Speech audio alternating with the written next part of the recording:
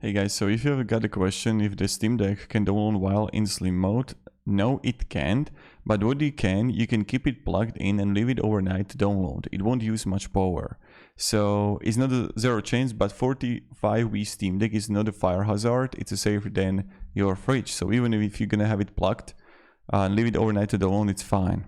So, and someone just wrote here, I've done it a million times now. So if you want to download the games, then don't have it in sleep mode, just leave it plugged and overnight download. It won't use much power. And it must be on. Turn the brightness all the way down and turn the night mode, plug it in and download away. So, and this is the best way how you can do it. So hope this video helped you at least a little bit what you need to do and how is the thing needs to be done. So this is what you want to do. So have a great day and goodbye.